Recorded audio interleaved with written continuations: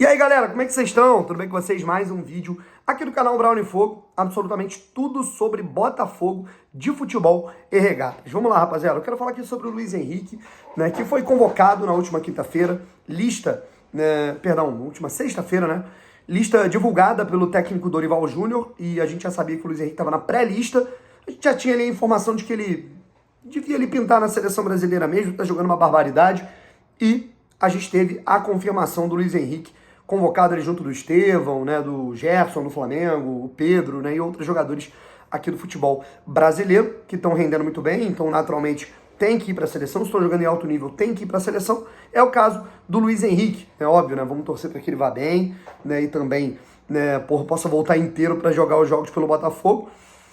Mas agora a reflexão que eu quero fazer aqui, né, primeiro é sobre o projeto. Eu lembro que eu fiz um vídeo aqui mesmo, né, inclusive nesse quarto, sobre o Perry e o Adrielson, né?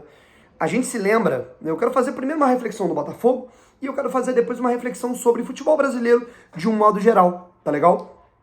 Antes da gente começar aqui, eu peço você se inscrever aqui no canal e o link tá na descrição para você votar em mim, cara, no prêmio iBest. Tô concorrendo a um prêmio para eu ficar no top 3 de melhores influenciadores de esporte do ano. Pô, dá pra pegar top 3, né, rapaziada? Eu tô no top 10, dá pra pegar terceiro lugar, terceirinho pelo menos, valeu? Link tá aqui pra vocês votarem, tamo junto. E a gente fala aqui agora sobre essa situação do Luiz Henrique.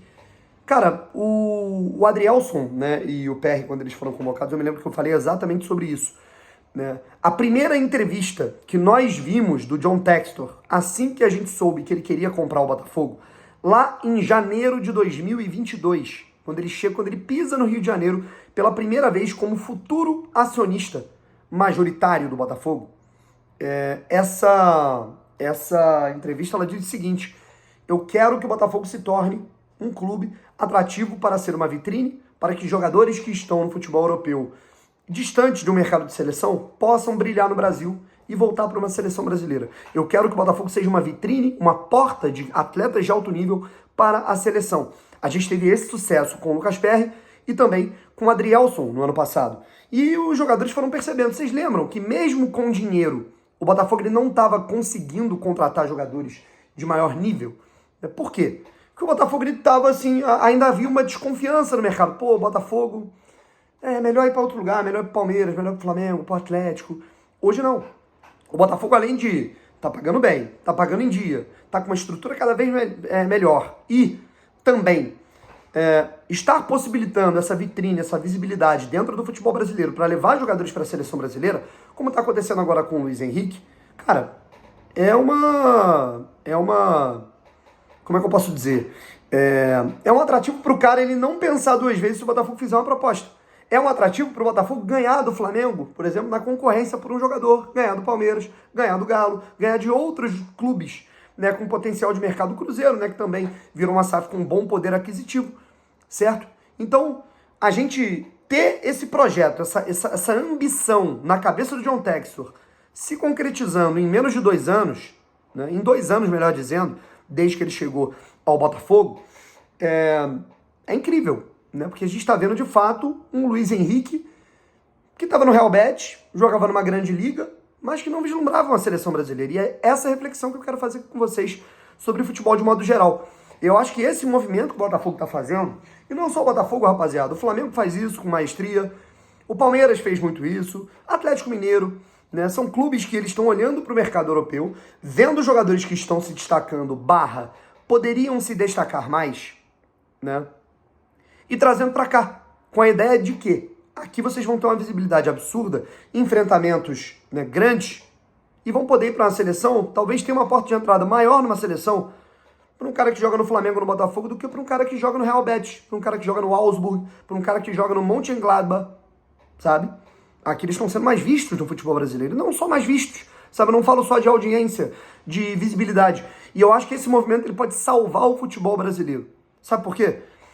A gente tem visto cada vez mais os jogadores de qualidade trocando o Brasil pela Europa muito cedo. Já era um movimento que a gente via com 20, 19 anos, agora esse movimento está acontecendo com 15, 16, 17. Tem jogadores que eles nunca jogaram no Brasil profissionalmente. Rafinha, Ederson, né? São jogadores que eles foram, ainda na base, né? Se formar como atletas fora do país, certo?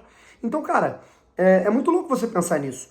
E aí, pra gente, né, entender como que é importante esse movimento, sabe? E eu não tô nem falando de Estevão, não tô falando de Endrick, eu não tô falando de jogadores que, porra, eles vão sair daqui, eles vão pro Real Madrid, eles vão pro Manchester City. Aí, cara, eu diria que isso não é nem futebol europeu. Pra mim, esses caras são do futebol global. Esses caras pertencem ao futebol global.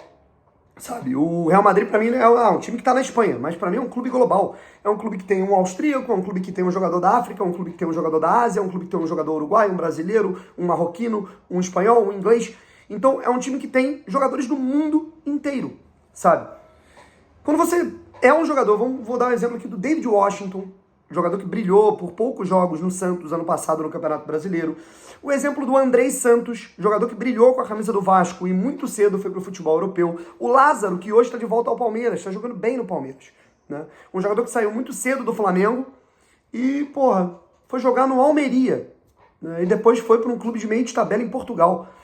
O Andrei Santos está no Augsburg, um clube que briga para não cair na França. Sabe? São ligas importantes? Claro. Mas, porra, até em nível de enfrentamento. O Luiz Henrique mesmo, ele joga no Real Betis. O Real Betis é um time que fica ali em sétimo, oitavo no Campeonato Espanhol. É uma grande liga? É.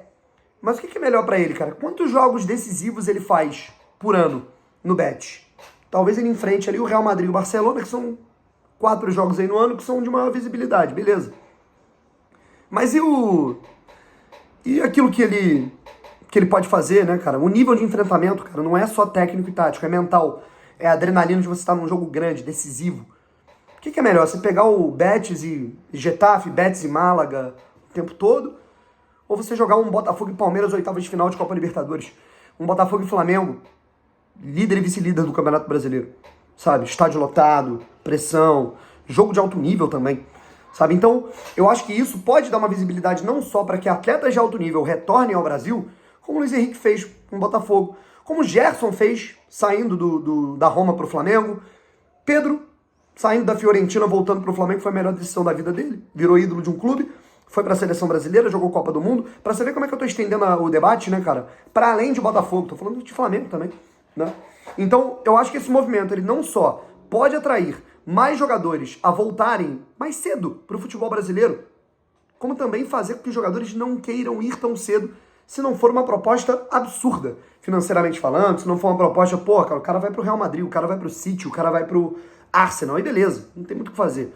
Né? Mas, porra, entre ficar num clube que briga pra não cair no Campeonato Espanhol ou no Campeonato Francês, é muito melhor jogar no Botafogo, sabe? E é muito melhor pra nível de seleção brasileira. É isso, rapaziada. Tamo junto. Quero saber o que vocês acham dessa minha reflexão. Fui!